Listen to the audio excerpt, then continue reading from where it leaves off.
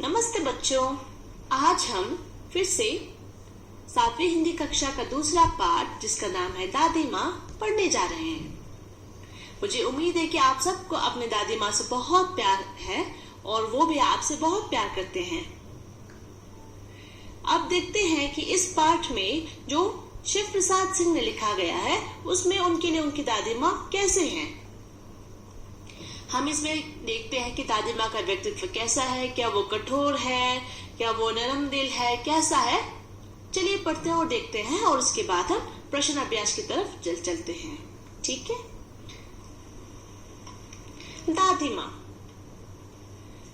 कमजोरी ही है अपनी, पर सच तो ये है कि जरा सी कठिनाई पड़ते बीसों गर्मी, बरसात और वसंत देखने के बाद भी मेरा मन सदा नहीं तो प्राय अनमना सा हो जाता है। मेरे शुभ चिंतक मित्र मुंह पर मुझे प्रसन्न करने के लिए आने वाली छुट्टियों की सूचना देते हैं और पीठ पीछे मुझे कमजोर और जरा सी प्रतिकूलता से घबराने वाला कहकर मेरा मजाक उड़ाते हैं। मैं सोचता हूँ, अच्छा अब कभी उन बातों को ना सोचूंगा। ठीक है, जाने दो, सोचने से होता ही क्या है। पर बस मेरी आंखों के सामने शरद की शीत किरणों के समान स्वच्छ शीतल किसी की धुंधली छाया नाच उठती है। तो बच्चों, जैसे कि आपने देखा, इसमें लेखक अपने पुरानी बातों को याद कर रहा है कि कब वो थोड़ा कमजोर पड़ जाता है, कब उसके दोस्त उसके लिए उसका मजाक उड़ाते हैं। तो ये है, मुझे लगता है जैसे क्वार के दिन आ गए हैं। मेरे गांव के चारों ओर पानी हिलोरे ले रहा है। दूर के सिवान से बहकर आए हुए मोथा और साई की अधगली घासें, गेहूर और बनप्याज की जड़ें तथा नाना प्रकार के बरसाती घासों के बीच सूरज की गर्मी में खौलते हुए पानी में सड़कर एक विचित्र गंध छोड़ रहे हैं। रास्तों में कीचड़ सूख गया है और गांव के लड़के किनारों पर जाहक भरे जलाशयों में धमाके से कूद रहे हैं। जलाशय माने वाटर बॉडी। अपने अपने मौसम की अपनी अपनी बातें होती हैं। आषाढ़ में आम और जामुन ना मिले, चिंता नहीं। अगहन में चिवड़ा और गुड़ ना मिले, दुख नहीं। चैत के दिनों में लाई के साथ गुड़ की पट्टी ना मिले, अफसोस नहीं। पर क्वार के दिनों में इस गंधपूर्ण झाग भरे जल में कूदना ना हो तो बड़ा बुरा मालूम होता है। मैं भीतर हुड़क रहा था। 2-1 दिन ही तो कूद सका था। नहा धोकर बीमार हो गया। हल्की बीमारी ना जाने क्यों मुझे अच्छी लगती है। थोड़ा थोड़ा ज्वर हो, सर में साधारण दर्द और खाने के लिए दिन भर नींबू और साबु। लेकिन इस बार ऐसी चीज नहीं थी। ज्वर जो चढ़ा तो चढ़ता ही गया। रजाई पर रजाई और उतरा रात 12 बजे के बाद। तो बच्चों, इसमें लेखक अलग अलग मौसमों के बारे में बात कर रहा है कि कैसे हम अलग अलग मौसम में अलग अलग उनका अलग ही अपना महत्व होता है और उसमें अलग ही अपना हमें अलग ही अपने मजे लेने के तरीके होते हैं। आगे बढ़ते हुए, दिन में मैं चादर लपेटे सोया था। दादी माँ आई, शायद नहा कर आई थी, उसी जाग वाले जल में। पतले दुबले स्नेह सने शरीर पर सफेद किनारी हीन धोती, सन से सफेद बालों के सिरों पर सद्य टपके हुए जल की शीतलता। आते ही उन्होंने सर पेट छुए। आंचल के गांठ खोल किसी अदृश्य शक्तिधारी के चबूतरे की मिट्टी मुंह में डाली, माथे पर लगाई। दिन रात चारपाई के पास बैठी रहती। कभी पंखा जलती, कभी जलते हुए हाथ पैर कपड़े से सहलाती, सर पर दालचीनी का लेप करती और 20 बार छू छू कर ज्वर का अनुमान करती। हांडी में पानी आया कि नहीं, उसे पीपल की छाल से छौंका कि नहीं, खिचड़ी में मूंग की दाल एकदम मिल तो गई है, कोई बीमार के घर में सीधे बाहर से आकर तो नहीं चला गया। आधी लाखों प्रश्न पूछ पूछ कर घर वालों को परेशान कर देती।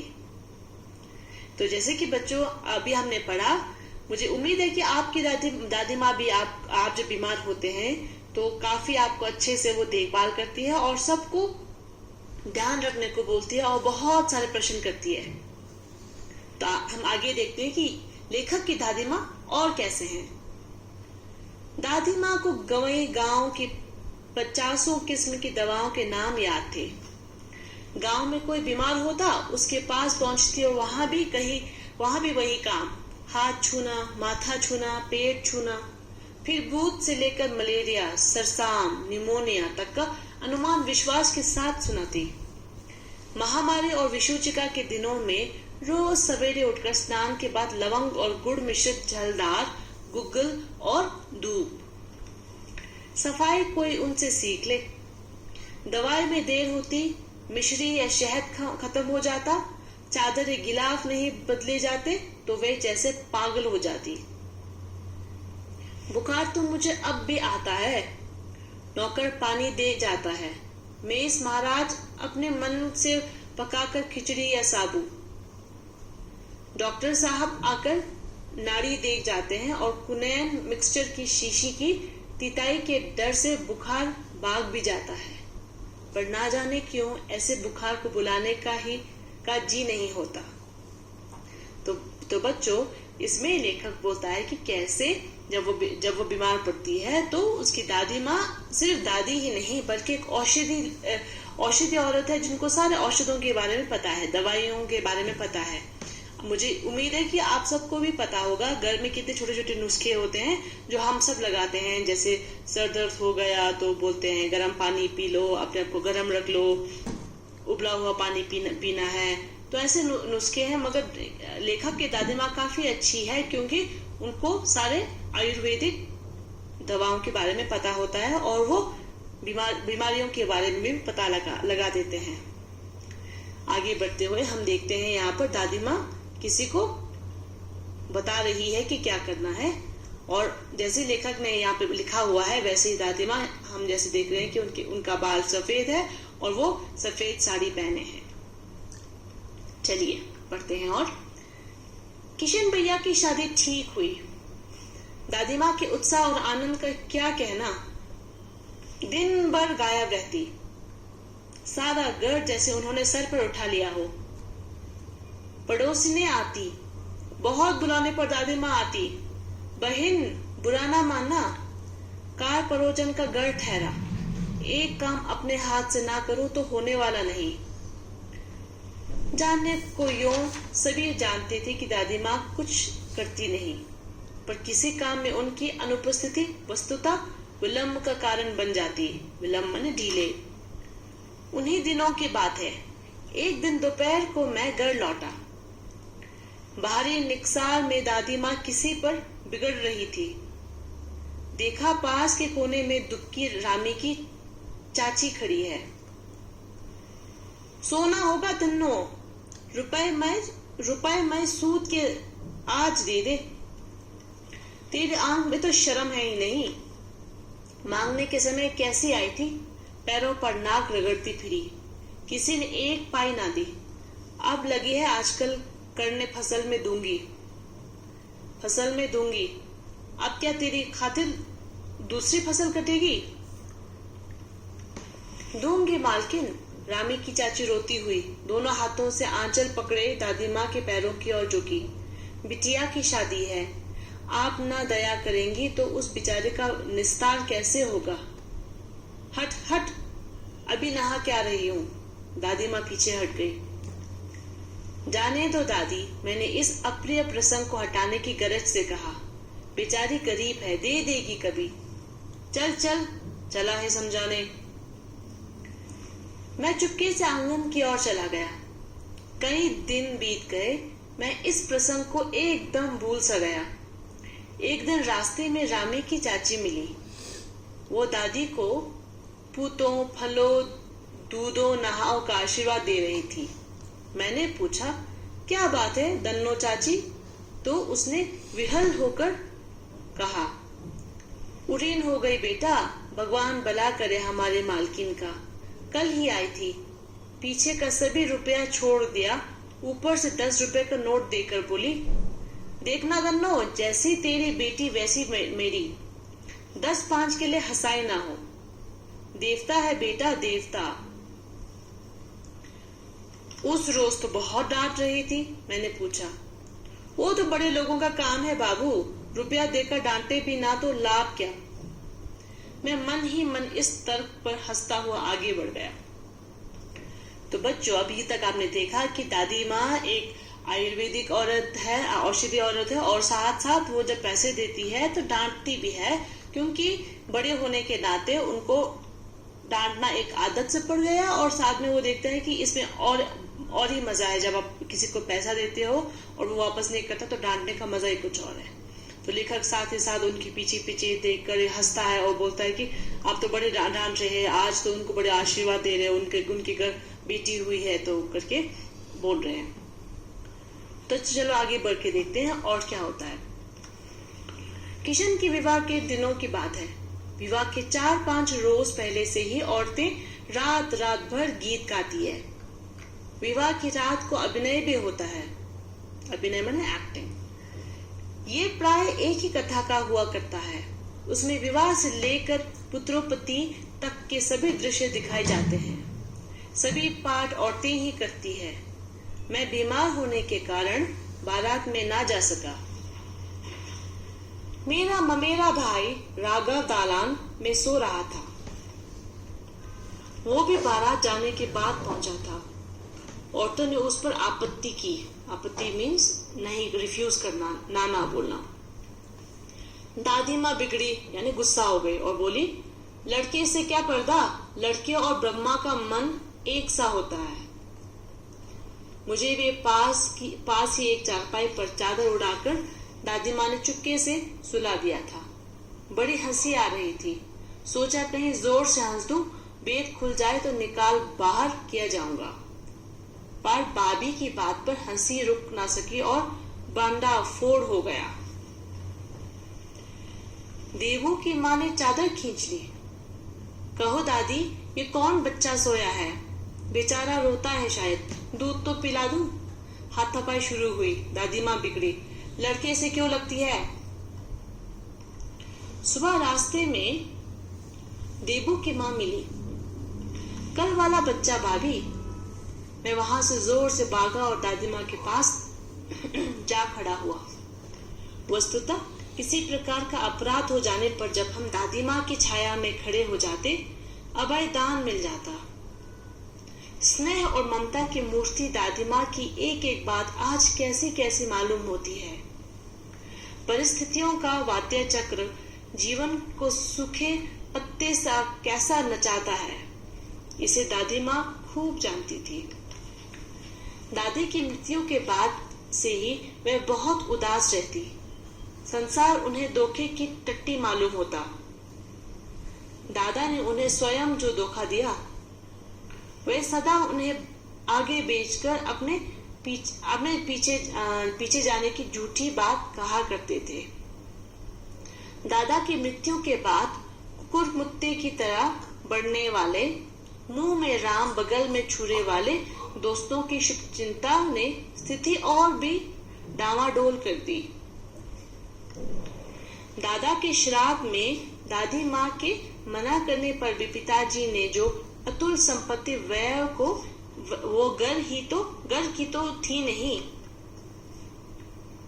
दादी माँ अक्सर उदास रहा करती। माघ के दिन थे, कड़ाके का जाड़ा पड़ रहा था। पछुआ का सन्नाटा और पाले की शीत हड्डियों में घुसी पड़ती। शाम को मैंने देखा दादी माँ गीली धोती पहने कोने वाले घर में एक संदूक पर दिया जलाए हाथ जोड़कर बैठी है। उनकी स्नेह कातर आंखों में मैंने आंसू कभी नहीं देखे थे। मैं बहुत देर तक मन मारे उनके पास बैठा रहा। उन्होंने आंखें खोली।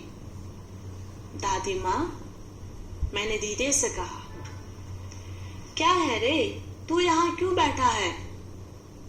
दादी माँ, एक बात पूछूं, बताओगी ना? मैंने उनकी स्नेहपूर्ण आंखों की ओर देखा। क्या है, पूछ। तुम रोती थी? दादी माँ मुस्कुराई। पागल, तूने अभी खाना भी नहीं खाया ना, चल चल। धोती तो बदल लो दादी माँ, मैंने कहा। मुझे सर्दी गर्मी नहीं लगती बेटा, मैं मुझे खींचती रसोई में ले गई। बच्चों, जैसा अभी तक हमने पढ़ा, यहाँ पर देख रहे हैं दादी माँ एक संदूक के सामने दिया जलाकर बैठी है और तभी लेखक इनके पास बैठकर उनसे बातें करने लगती है और दादी माँ उनको रसोई लेकर खाना खिलाने ले जाती है। आगे पढ़ेंगे।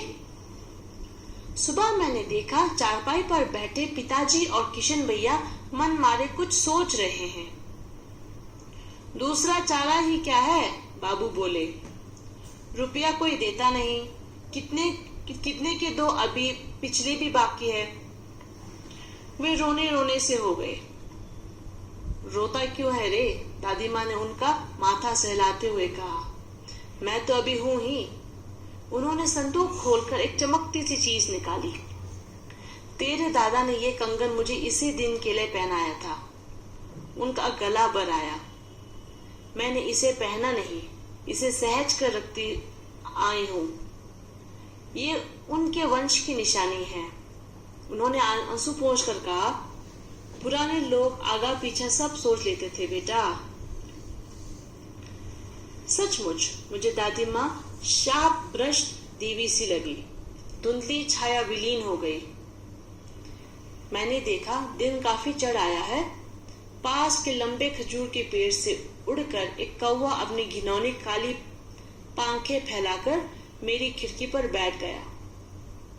हाथ में अब भी किशन भैया का पत्र कांप रहा है। काली चींटियों सी कतारें धूमिल हो रही हैं। आंखों पर विश्वास नहीं होता। मन बार बार अपने से ही पूछ बैठता है, क्या सचमुच दादी माँ नहीं रही? तो बच्चों, आपको अंत में ये पता लगता है कि लेखक को एक पत्र आया है किशन भैया से, जिसमें बोलते हैं कि दादी माँ गुजर गए हैं। तो इसलिए वो अपनी दादी माँ को याद करते हुए इस पाठ में उनकी हर स्मृतियों को फिर से जागरूक करता है। चलिए बच्चों, ये था पाठ। अब हम करते हैं प्रश्न अभ्यास। नमस्ते बच्चों, हमने अभी पाठ पढ़ा है। अब हम प्रश्न अभ्यास करते हैं, जिसमें सबसे पहले की तरह कहानी से हम प्रश्न उत्तर करने की कोशिश करते हैं। तो कहानी से देखा जाए तो हमें 3 प्रश्न हैं, जिसमें पहला प्रश्न पूछा गया है, लेखक को अपनी दादी माँ की याद के साथ साथ बचपन की और किन किन बातों की याद आ जाती है। तो बच्चों, आपको पता है कि ये पाठ पूरा दादी माँ पे अर्पित है, मगर इनमें से लेखक अपने बचपन को भी याद करता है कि कैसे वो अलग अलग मौसमों में अलग अलग चीजें करता था। तो कैसे कुआर के दिनों में वो झाग वाले पानी में वो डुबकी लगाता था। तो ऐसे आप कुछ आप लिख सकते हो, अपने याद बचपन के बारे में आप लिख सकते हो कि लेखक कैसे दादी माँ के साथ साथ अपने बचपन के दिन को भी फिर से वो जीने लगता है। ठीक है। दूसरा प्रश्न है, दादा की मृत्यु के बाद लेखक के घर की आर्थिक स्थिति खराब क्यों हो गई थी? बच्चों, एक नया शब्द आया है, आर्थिक। आर्थिक माने इंग्लिश में इनकम, यानी जो हम अपने जीविका के लिए हम जो पैसा कमाते हैं उन्हें हम आर्थिक बोलते हैं। तो यहाँ प्रश्न पूछा गया है कि दादाजी की मृत्यु के बाद घर का जो इकोनॉमिक या इनकम जो स्टेटस था वो खराब क्यों हो गया था? तो हम ये लिख सकते हैं कि दादाजी की मृत्यु के बाद आर्थिक स्थिति इसलिए खराब हो गई थी क्योंकि कमाने वाला नहीं था और फिर जितने भी संपत्ति थे वो किसी के नाम उन्होंने कर दिया था। तीसरा प्रश्न हमारे पास है, दादी माँ के स्वभाव का कौन सा पक्ष आपको सबसे अच्छा लगता है और क्यों? तो बच्चों, ये आपको एक बार फिर से आप अपने आप से पाठ पढ़िए और सोचिए कि आपको दादी माँ के स्वभाव में यानी उनकी बिहेवियर में आपको सबसे अच्छा पक्ष कौन सा लगा। अगर यही प्रश्न मुझे पूछा जाता तो शायद मैं ये जवाब देती जहां पर वो किसी को डांटती है और साथ ही साथ दूसरे दिन उसको आशीर्वाद भी देती है। तो ये मुझे सबसे अच्छा लगा दादी माँ के स्वभाव में, क्योंकि वो हर दादी माँ में या हर माँ में देखने को मिलता है कि वो हमें डांटती भी है और साथ में प्यार भी करती है। तो बच्चों अभी हम आगे बढ़ते हुए करेंगे कहानी से आगे, जो हम यहाँ पर कोशिश करते हैं। तो वो कहानी से आगे जो पेज नंबर 10 के बिल्कुल एंड पर ही है, बिल्कुल अंत में ही है। तो पहला प्रश्न इसमें पूछा गया है, आपने इस कहानी में महीनों के नाम पढ़े, जैसे क्वार, आषाढ़, माघ। इन महीनों में मौसम कैसा रहता है, लिखिए। तो बच्चों इसमें हमें मंथ का भी नाम दिया गया है, यानी महीनों का भी नाम दिया गया है। आप देखिए कि आप जहां पर भी हो वहां पर इन महीनों में कैसा मौसम होता है। जैसे माघ में कौन सा मौसम होता है, आषाढ़ में कौन सा मौसम होता है, क्वार में कौन सा मौसम होता है, ये सब आप सोच के लिखिएगा। दूसरा प्रश्न हमारे सामने है, अपने अपने मौसम के अपनी अपनी बातें होती हैं। लेखक के इस कथन के अनुसार ये बताइए कि किस मौसम में कौन कौन सी चीजें विशेष रूप से मिलती है। तो बच्चों मुझे उम्मीद है कि आप लोग गर्मियों में आइसक्रीम खाना पसंद करते हैं, ठंडी चीजों को लेना पसंद करते हैं, जबकि जब सर्दी होती है तो हम गरम गरम चीजों को लेना पसंद करते हैं। तो वैसे ही आप अपने विचार से, अपने सोच से लिखिए कि अलग अलग मौसम में आप अलग अलग चीजों से, विशेष रूप से आपके क्षेत्र में क्या क्या मिलता है। जैसे मैं अभी ले में हूँ, तो यहाँ पर सर्दियों में गरम गरम चीजों का बहुत सेवन किया जाता है, और जब गर्मी होती है तो हम भी ठंडी ठंडी चीजें जैसे लस्सी, या गर्मियों में हम बाहर जाके पिकनिक मनाना, या मतलब हर मौसम का अपना अपना लुत्फ होता है, तो उसको हम लेते हैं। तो यहाँ पर क्वेश्चन पूछा गया कि लेखक ने इस कथन के अनुसार इस कथन के अनुसार ये बताइए कि किस मौसम में कौन कौन सी चीजें विशेष रूप से मिलती है। जैसे कि सर्दियों में मूंगफलियां मिलती है और गर्मियों में हमें कुल्फी खाने को मिलता है। वैसे ही अब बच्चों हमें करना है अपने अनुमान और कल्पना के अनुसार। तो पहला प्रश्न है, इस कहानी में कई बार ऋण लेने की बात आपने पढ़ी। अनुमान लगाइए किन किन पारिवारिक परिस्थितियों में गांव के लोगों को ऋण लेना पड़ता होगा और ये उन्हें कहां से मिलता होगा। बड़ों से बातचीत कर इस विषय में लिखिए। तो बच्चों ये नया शब्द अगर आपको नया लगा, ऋण माने लोन, यानी आप किसी से उधार लाते हो। तो इसमें जब उनकी आर्थिक स्थिति बहुत खराब हो जाती है तो वो लोग भी ऋण लेने लगता है, और जिसपे दादी माँ अपने कंगन को दे देती है। वैसे ही आप सोचिए और बताइए कि किन किन कैसे कैसे फैमिली सिचुएशन, पारिवारिक परिस्थितियों यानी फैमिली सिचुएशन में गांव के लोगों को ऋण लेना पड़ता है, और ये उन्हें देता कौन है, मिलता कहाँ से है। ठीक है, अपने बड़ों से, अपने पापा मम्मी से, अपने दादा दादी से पूछकर अब इस विषय में लिखेंगे। दूसरा प्रश्न हमारे पास है, घर पर होने वाले उत्सवों समारोह में बच्चे क्या क्या करते हैं, अपने और अपने मित्रों के अनुभवों के आधार पर लिखिए। तो बच्चों हम अलग अलग पारिवारिक उत्सव मनाते हैं, दिवाली मनाते हैं, चाहे नवरात्रि जो भी हो, उसमें बच्चों का क्या हक होता है, क्या पाठ होता है। तो अपने और अपने मित्रों को पूछकर उनके अनुभवों को, उनके एक्सपीरियंस के आधार पर आपको लिखना है। और हम आखिरी पाठ पर पहुंच गए, जो है भाषा की बात। भाषा की बात बच्चों मैंने उस दिन आपको बताया था कि ये ज्यादातर व्याकरण से आता है। तो चलिए देखते हैं। इसमें हमारे पास पहला प्रश्न है, नीचे दी गई पंक्तियों पर ध्यान दीजिए। जरा सी कठिनाई पढ़ते अनमना सा हो जाता है। सन से सफेद। समानता का बोध कराने के लिए सा, सी, से का प्रयोग किया जाता है। ऐसे 5 और शब्द लिखिए और उनका वाक्य में प्रयोग कीजिए। तो बच्चों अभी जो सेंटेंस मैंने पढ़ा, अभी जो मैंने वाक्य पढ़ा, उसमें सा, सी से बहुत ज्यादा है और उससे हमें ये भी लगता है कि ये एक दूसरे से जुड़े हुए हैं और हमें लगता है कि तो जरूरी भी है। तो वैसे ही आपको और 5 शब्द ढूंढकर लिखना है जिसमें जो आप वाक्य में प्रयोग कर सकते हैं। जरा सी, अनमना सा, सन से। वैसे ही हम सोच सकते हैं ठंड से, मेघ सा। ऐसा अपने कल्पना से आपको सोच के लिखना है। दूसरा प्रश्न है, कहानी में छू छू कर ज्वर का अनुमान करती, पूछ पूछ कर घरवालों को परेशान कर देती। जैसे वाक्य है, किसी क्रिया को जोर देकर कहने के लिए एक से अधिक बार एक ही शब्द का प्रयोग होता है। जैसे वहां जा जाकर थक गया, उन्हें ढूंढ ढूंढ कर देख लिया। इस प्रकार के 5 वाक्य बनाइए। जब हम किसी चीज को महत्व देना चाहते हैं बच्चों, तो उसको हम बार बार बोलते हैं।